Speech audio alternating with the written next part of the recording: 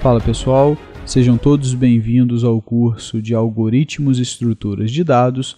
Eu sou o professor Otávio e nessa aula nós vamos ver uma aplicação das estruturas circulares simplesmente encadeadas. Então, nas aulas passadas, a gente estudou o que são as estruturas circulares simplesmente encadeadas, a gente estudou a implementação de cada uma das operações da biblioteca. Então a gente viu o conceito, viu como implementar, viu como funcionam essas operações, mas a gente não usou as estruturas circulares em momento nenhum. A gente não viu como trabalhar de fato, a gente viu como implementar, como criar, tudo isso a gente viu. A gente criou as estruturas, elas funcionam.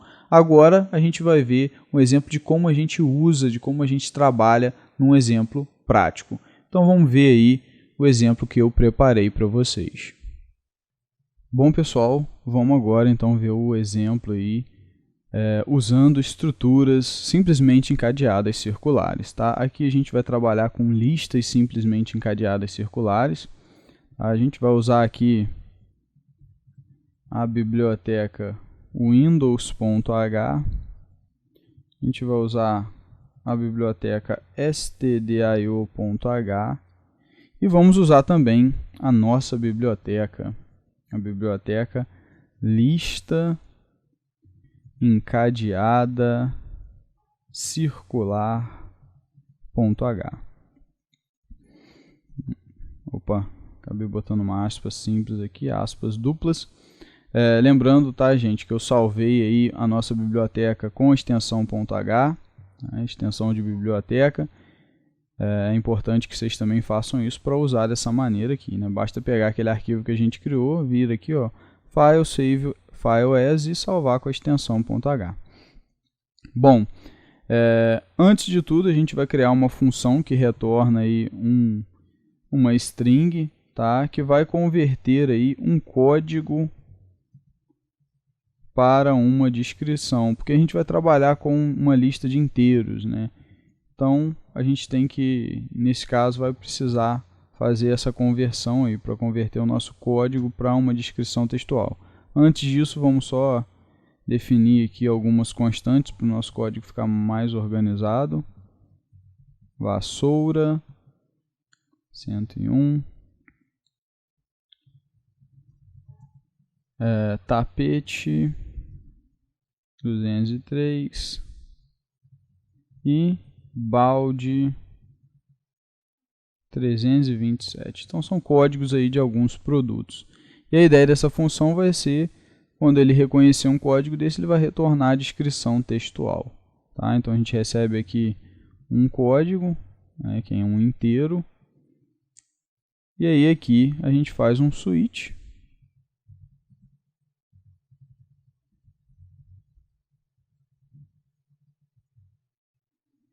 E a gente vai verificando. Caso for vassoura, o código vassoura, que é essa constante aqui, returne, aí a gente retorna a string vassoura de Piaçava. Break. Caso seja tapete, o código seja o código de tapete, returne tapete de camurça. Break. E caso seja o balde, a gente retorna balde inox. Em inox, né? Melhor. Break. E essa é a nossa operação, tá? E aí, vocês já devem ter uma noção, do que a gente vai fazer. Na verdade, o nosso programinha aqui, ele vai fazer o seguinte. Nós vamos inserir aí alguns itens na nossa lista. E a ideia é que esses itens, como a lista é circular, esses itens vão ficar aí aparecendo como aqueles letreirozinhos de propaganda, Aparece lá tal produto por tal preço, né? Aí fica um pouquinho, depois já some, aparece outro, então fica trocando aí indefinidamente. Aí quando acabar a nossa lista a gente volta a repetir, ela é circular. Então chegamos ao último elemento, volta a apresentar o primeiro. Então essa é a ideia, né, desse programinha. Então vamos aqui, por isso até que eu defini aqui o nosso arquivo como propaganda. Então vamos criar aqui um nó encadeado chamado prod e outro chamado preço, tá? E aqui nós vamos criar duas listas, tá? Uma lista de produtos, todas duas serão circulares, simplesmente encadeadas, de inteiros, e uma chamada preços. Mas não seria ideal usar uma lista encadeada de float, né, de números reais para preço? Sim, realmente esse é o ideal. Mas aqui, como a gente implementou a lista de inteiros, eu vou dar o exemplo para vocês em uma lista de inteiros, tá? O que limita que a gente não pode ter centavos, mas vocês podem aí implementar uma biblioteca de listas para float e depois substituírem ela aqui. É até um bom exercício. Então vamos inicializar as duas listas, tá? Agora a gente está trabalhando com duas listas, porque a gente pode trabalhar com quantas listas a gente quiser, a gente não está limitado a uma lista só. Tá? Nós podemos usar quantas listas quisermos. Então vamos inicializar a lista de produtos e vamos inicializar a lista de preços, né? Porque nós vamos usar as duas. Agora, o que eu vou fazer? Vou usar aqui o lista inserir para poder colocar a vassoura, né, o código de vassoura, na minha lista de produtos. Código do produto. Vou inserir o meu tapete também na lista de produtos e vou inserir o meu balde na minha lista de produtos. Agora eu vou inserir aqui o preço, tá, da vassoura.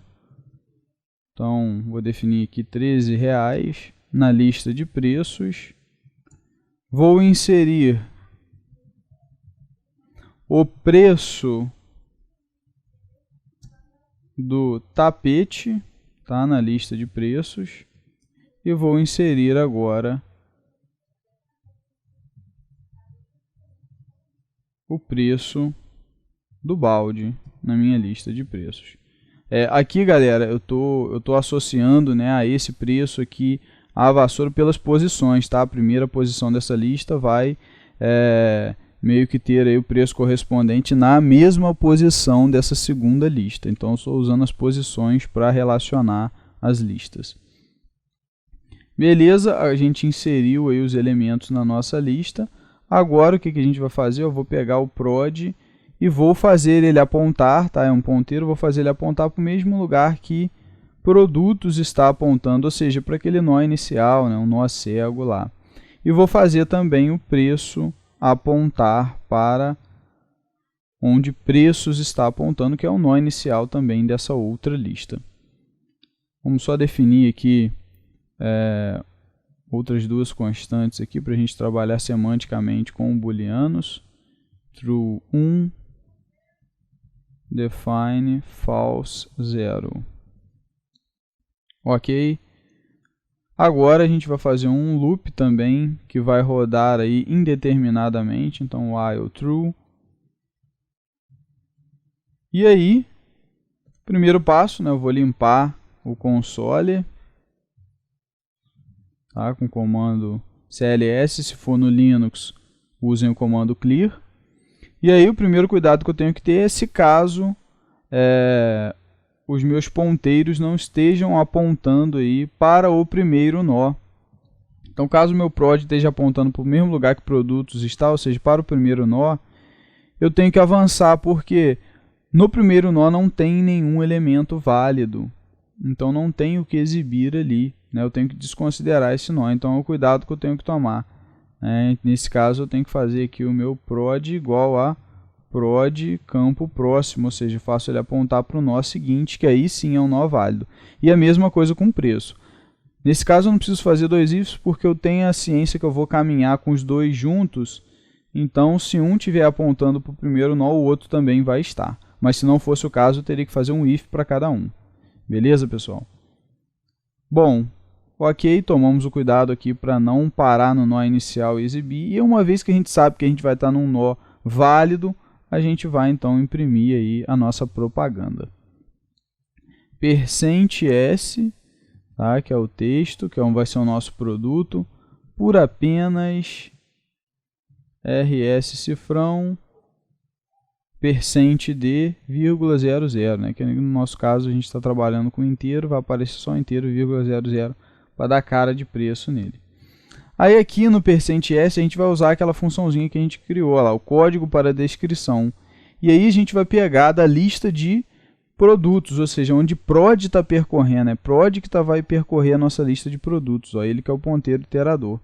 Então, a estrutura apontada por prod, campo, elemento. E aí aqui eu tenho o código do produto da vez. E aí a minha função código para descrição vai fazer a conversão. E passo também, tá, o elemento que está no preço, ou seja, na lista de preços. Então eu pego na mesma posição lá da lista de preços, que aí já é o meu preço, que é o ponteiro iterador. Então a estrutura o campo elemento da estrutura apontada por preço vai ser exibido aqui, ou seja, o preço do produto.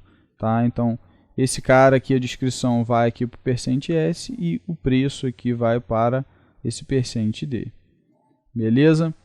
E aí, depois que a gente exibiu esse produto, a gente avança prod para o próximo nó, prod campo próximo, e a gente também avança preço para o próximo nó da lista de preços.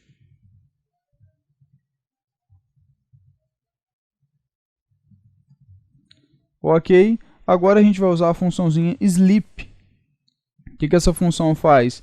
Ela vai segurar o programa aí pelo tempo que a gente colocar aqui, porque senão, gente, ia passar tudo rapidão, né? Você nem conseguiria ler o que estaria acontecendo no programa. Aí colocando o sleep, ele vai demorar esse tempo antes do programa avançar para a próxima rodada do loop. Então vou colocar aqui 4.000, que são 4.000 milissegundos, ou seja, 4 segundos. Eu quero aguardar 4 segundos aí antes de avançar para exibir o próximo produto. Beleza, pessoal? Então essa é a ideia do nosso programinha aí. Vamos agora executar para ver como que ele ficou. Para ver também se não tem nenhum erro de sintaxe, nada. Está tudo certinho. Então,